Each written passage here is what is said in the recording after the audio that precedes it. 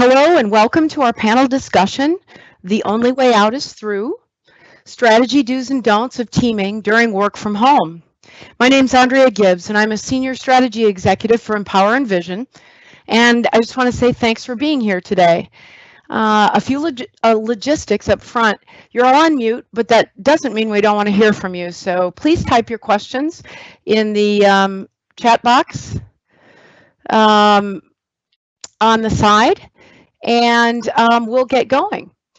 The first thing I want to do is, before I began, and you got a quick view of it there, but I wanted to kind of illustrate our theme of The Only Way Out is Through, and I thought I would use an Academy Award winning movie, and many of you will probably have seen this.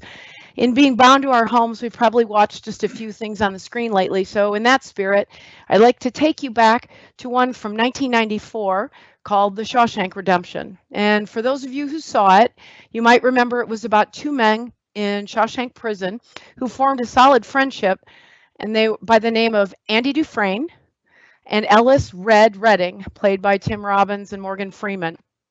And so again, if you saw the movie, you'll remember Andy always believed in something bigger. He always believed he'd get out, even though he had a life sentence for a murder he said he didn't commit. And so despite this sentence, he never gave up hope. This played out in a variety of different scenes. There was one where he broke into the room that had the prison PA system, and while he was there, he played music to the inmates standing in the yard. And in another example, he asked Red for a poster of Rita Hayworth for his birthday to hang in his cell. And it was that optimism and that poster that inspired him to dig a tunnel, hiding it with the poster, and crawl through 500 yards of sewer line to make his escape. And as his friend Red put it, 5 football fields, just shy of a half a mile of human waste in order to reach the outside and freedom. And so Andy Dufresne teaches us at the end of the movie that the only way out is through. And so we're going to channel Andy Dufresne's optimism today and talk about getting through this time with some do's and don'ts, strategies for weathering the storm while we're working from home. So I'd like to introduce our panel today. We have Richard Bruyere, our Business Development Manager at MPOWR. I'm moderating in the middle there. Jeff Fahrenwald to my right, VP of Strategy and Execution at Supply Corps. Bob Saiz, down below Jeff, CFO at Supply Corps and our sales and marketing support, and making it all work seamlessly behind the scenes, our producer, Brittany Ray. So first, let's talk about some things you might want to avoid, kind of not the bad news first, but some things you want to avoid. And I'm going to start with Bob. Can I pick on you first, Bob? Absolutely. Okay. What have you found it's best to avoid in this transition to working from home? As with many others, we transitioned almost the entire company overnight. What did you see that you wanted to make sure you avoided with your team? Well, first of all, thanks everyone for joining today. We're excited to present and speak with you. I think that one key that we have found is we're using Microsoft Teams. Other firms are using Zoom or other technologies. And I think it's important that we take time to speak with each other at the beginning and end of meetings and just ask each other how we're doing and what's going on. I think we need to recognize that so many of our associates out there are dealing with various situations, whether it's trying to educate their children at home or trying to work in a space when it's not normal or accustomed to them, and they might not have the same technology set, and so everyone has a little bit of a number of issues going on, and so it's important to speak with them and just really get a gauge on what they're doing and how we can support them as our most valuable resource, our employees. Great. Those are some great tips. Jeff, what are your thoughts? What have you done with your team? What do you want to prevent from happening? What are some of the don'ts of our new work from home situation? Well, I think one of the don'ts are don't think you're the only one. I mean, we're all going through this together. And I think for a lot of folks, you personalize it. And I think you have to realize that, we're all trying to go through this. We're all trying to adjust. I also think that you shouldn't take yourself too seriously. We're all going to make a mistake. We're all going to do some things different because we didn't realize we left the speaker on when we shouldn't have or done something else. And then the third thing I would say would be don't work 24/7. When you're working at home, it's easy to really blur the time between work and not work. And I try really hard with my team not to call them after normal working hours, to try to respect what they're doing in other ways, because otherwise it's just work blends too much into life. And right now people have a lot of other challenges they're trying to deal with too, like kids and spouses and all these other things. Thanks, Jeff. Richard, any thoughts from a sales perspective, the things that you want to avoid doing during this time? What about your sales team? What have you been trying to avoid as you move into this new work from home?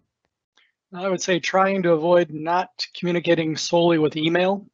Communication is key right now, and so being able to communicate, as Bob mentioned, using Microsoft Teams, being able to have live conversations, communicate the expectations clearly, because you're not able to do that in the office face-to-face, is probably the single most important thing. People get very frustrated if they don't know what the expectations are. Sounds good. Sounds good. All right, I want to circle back now because we've done kind of the organizational don'ts, but what are some personal don'ts? I'll start again with Bob. What Bob, have you tried to avoid doing during this time on a personal level that you're working from home? Well, the first key is to make sure you get up and move around. It's easy and to find yourself having to spend many hours in front of a screen, and you realize, wow, I didn't even walk as much as I normally would. When you're in the office, you might be taking stairs or just even walking from floor to floor, and you get a little bit of exercise, and it just helps kind of get the blood pumping. And boy, when you're at home and you're sitting behind a desk or wherever you might be, it's easy to just be stagnant. And I think it's important to think about the exercise component. I think that's a good tip. I think we've gotten people in our house that keep saying things like, I can't look at a computer screen for more than 2 more seconds today. I got to get up and walk around. So that's been definitely something, a tip to take here at our house. Jeff, how about you? Well, I would say first, don't take your device into the bathroom, especially when you're on a live performance of some sort, live talk. That would probably be the wrong thing to do. That's a viral video. You've seen it, I assume. Yes. Really, but I would say, again, I would agree with Bob that, get up, move around, develop a list, have a routine. Don't just assume that you can work the way you were working before, because it is going to be different. You need to, embrace that difference and look for ways that can make you more productive. Richard, how about you? Any ideas? Yeah, I think it's important to have daily goals, right now more so I think than ever, because it's very easy to be feeling maybe defeated. But if you set daily goals and you actually feel like you accomplish those goals, I think you'll feel better in general about what you're doing. And it's a lot harder to do that when you may be the one, driving yourself to do the job, because you're not communicating as much face-to-face with the rest of the team. Excellent. All right, now we're going to move. We had the kind of bad news first, not the bad news, but the don'ts. I would like one more round of questions. This time on the positive end, what are some of the strategic things you want to make sure you do with your teams, with your professional life at this time? Jeff, I'd like to start with you, kind of shake it up a little bit. Thoughts on things you really need to do? Sure. Again, my job is really tied to strategy. And so I think the most important thing to be doing right now is to be working at defining and then developing strategies to reach whatever that new normal is, so that your organization will be as successful as possible getting through this time. I think a lot of organizations are saying all we're trying to do is stay afloat right now. But really, if you're going to be successful, now is the time to be developing your strategy, communicating your strategy, being as transparent as possible, so that everybody in the organization can be pulling towards that new normal. People want that. People want to know, what is it going to be like going forward? And so having those discussions with your team, working with the leadership, and being able to define, this is what we're trying to do, and then really making it in such a way that you're all pulling to be able to make that reality happen. Excellent. How about Bob? What do you want to make sure you do with your team, Bob? Well, I'm going to piggyback on what Jeff said, and that's the key is to over communicate whenever possible, and just to try to make sure that we communicate what we know and what we don't know, because there's so much uncertainty out there that we don't know everything, and we just need to make sure that we do our best to convey the information that we have at hand. As business leaders, many of us are out there trying to rebuild revenue models or maintain liquidity or look at their supply chain freshly and see if there's changes that are going to have to be made in that area. And so there's so many moving pieces going on. I actually think that working from home can provide a focus that sometimes we lose when we're in the office. And sometimes just the normal daily grind of being in the office, we don't have time to take the time to do as Jeff suggests. And that's really key on our strategies and what we're trying to accomplish. And so I do think that by communicating, setting the clear goals, and by focusing and having as much communication within your department as possible, it will help us be successful in the end. That's a good good do as well. Building on what Jeff said, where are you, Richard? What's your number one do with your team? I think it's important to be human. Right now, especially, if people may have seen you as somebody who never struggles with anything, never has any, difficulty doing anything, you need to be human. You need to let everybody know, hey, you know what? I'm facing the same challenges you are. I'm having the same difficulties you are, and talk about it. Communicate what those challenges are. I think people will be more comfortable telling you their challenges and what their difficulties are if you're willing to be human with them as well. I think that's a really good point, and we've all kind of bumped into some issues lately where we've been all too human. What's one of the favorite things? I'm going to kind of take it in a bit of a different direction. Jeff, what's been your favorite thing about working from home? Being able to see my grandkids more. They're with us, and so that's been really a neat thing to have happen. And then to be able to get out in the yard every once in a while and pull a weed. Pulling weeds is a really good thing to do when you're kind of stressed or whatever. I totally get it. Bob, what's your favorite thing? Well, I would echo on what Jeff said. For me, I have college-aged children that would clearly rather be at campus, but they're home. And so this is an opportunity. And so it's a time to spend time with those that you love and again, try to help them through what they're going through. They're dealing with online education and to try to support them, but it gives us time that we wouldn't otherwise have. And so why not take advantage of it and look at that as an upside? I'd like to just throw out a quick quote. This is something that's a guiding quote for me, and I think it's never been more important than it is today. A while back, Albert Einstein said that in the middle of difficulty lies opportunity. In the middle of difficulty is also where we find out who we really are. Also, surviving difficulties opens the door to helping others do the same. And I think those are words that we can and should live by, and I think they're important to keep a focus on in these days. Thanks for that, Bob. How about you, Richard? What's your favorite thing about being at home? Well, I too have the granddaughters here. I have two of them that have been living with us now for 5 weeks because I have a son that lives in Brooklyn, New York. So we have a 17-month-old and a 4-year-old, and I might be having the worst day, but the 17-month-old will lay on the floor and be looking at under the crack under the door, and she'll be saying hello. So it's a good way to break up the day. Sounds like it. Thanks for all those reflections. We're going to get to some questions here in just a minute. Our panel participants today are all contributors to our company MPOWR, and we make a software platform called Envision. It helps people plan for their futures.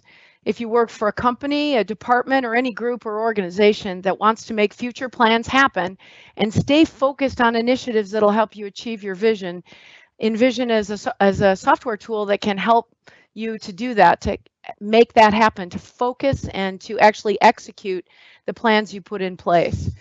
And in an effort to help during this period, we're offering it free for 3 months. So there's a great opportunity here to use it to plan not only where you are now, but your reentry back into your workplace. You can pivot your strategy and use Envision to communicate, to align your teams. You can use it for whatever plans you want to make sure that you're executing. So, and we're also offering free consultations on phone calls with myself, and our team to discuss the challenges and possible solutions. So you can find a link to schedule something on our calendars on our website. So that's at www.empower.com. And we also have blogs on the subjects that we've been talking about now, about going through all of these different stages that we're doing from work from home. And I'd like to turn it over now to our producer, Brittany Ray. Do you have any questions that have come in for the panel? Yes, so anybody that has a question, feel free to use our live Q&A in the chat box. First question we have, what's next when things go back? How about take it off from the top, Richard? What's next when things go back?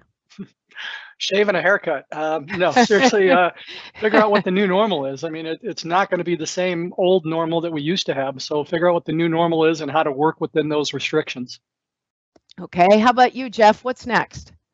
I think that that's what we should be working on defining right now. We need to be defining what the new what next is going to be, so that we're ready to hit the ground running as soon as things do go back a little bit. I think using tools that can help us, like Envision or other sorts of things, to develop and communicate that strategy and have people understand their roles can be very important. And Bob, what's your take on the situation? I would echo what Richard and Jeff said, that being ready to execute is the key. You know, in my view, plans are necessary, execution is necessary, but both have to happen to win. And so being ready to win means that you need to have a plan and you need to be ready to execute. Thanks, gentlemen. Brittany, how about some more questions? Yeah, absolutely. What should every business priority be right now? I'll let you lead that off, Bob. Well, I think that's really different for every business. As I mentioned before, some businesses are really trying to look at their revenue side and try to understand where future sales are going to come from. Other companies are facing liquidity squeezes and trying to make sure that you have enough capital and liquidity in your business to run it in the normal course. And then other businesses will have HR and employee matters to think about. If you think about it, so many people have now grown accustomed to working at home. We've developed processes to do that. Some people might not want to come back. We might have to navigate those waters about maybe we have shared spaces, maybe we do things differently than we did before. And I think those are things that we're going to need to work through. Richard, how about you? Well, I think it's important to do whatever we can to be successful. I think it's now is definitely not the time to say, hey, that's not my job. Be willing to do whatever is needed to help the company to be successful, and not be tone deaf to what customers may be telling you, because right now it's not the time to be trying to push ahead business as usual. You need to be understanding what the situation is and be respectful of that as well. Jeff, how about you? Well, I would say that really what's important is that you're taking care of and protecting your culture, because the culture is what's going to get you through all this as you move forward. Also making sure that you rely on whatever the values of your organization are, because no matter what, those values should be consistent. Your culture can be, you may have to tweak it, but it should be able to transcend whether you're working from home or whether you're working in an office or however you're doing that. So protecting your culture and taking care of your people and relying on your values. Let me drive that question a little bit farther. How do you preserve culture when everybody's remote, Jeff? Can you give us some thoughts on that? Sure. What we've been doing, we've surveyed our associates in different ways to try to find out what they're doing. We've worked on, we had a newsletter that would go out once a month. Now the newsletter's going out a couple times a week. We've had people taking pictures of their offices at home, sharing what they're doing. We had a baby picture contest. We've been doing all sorts of things to help people be able to interact. We've also been working on supporting our associates in all sorts of different ways, providing them personal protective wear, doing all sorts of different things to be able to remind people that we all work together and that we're all still in this together. Thanks for that. I know I know somebody whose company is asking people to give little mini seminars on things that they do outside of work that they think would be helpful for other people to know or interesting for other people to know. So they're starting to have conference calls with people that teach people how to do a craft or a skill outside or kind of a how-to sort of mini seminars, which I thought was kind of a neat way of connecting people. So another great thing to do to keep, as you said, remind people that we're all still working for the same company. So Brittany, any other questions for our panel? Yes, and don't be afraid to ask any questions. We'll wait for a few more to come in, but we did have one. Since we are all using more items in our kitchen pantry these days, what's one dish or recipe you'd recommend to the group? How about you, Richard? Well, I actually just got to try something new. I have a smoker grill, and I'd never smoked a beef brisket, and I can say until now, I didn't realize it takes almost 15 hours to do, but I got to tell you, it was amazing. Oh, wow. Sounds delicious. And Jeff, how about you? Since I have the grandkids around all the time, nachos. They'll always eat nachos of some sort. So, you know, as long as you have some chips in the cabinet and some cheese and a little bit of some toppings along the way, nachos go a long way. Got it. And Bob, how about those college-age boys? What do they like to eat? Everything. And I think that's my problem now that we have 4 adults living in the house. There's so much food that there's 3 meals a day are being cooked and there's leftovers every day. And I'm actually just trying to make sure I don't put on weight during these times. That's what I said to somebody. I said COVID-19 stands for the 19 pounds we'll gain while we're still working from home. So anyway, Brittany, any last question for us? I think that's it for questions. In the meantime, I did put some links to resources in the chat box for those of you. If you have a question that you didn't get to ask, feel free to email us. I put those resources in the chat box. And then we also have a lot of other resources on our website, MPOWR.com. That's MPOWR.com. And thank you, everybody, for joining us today.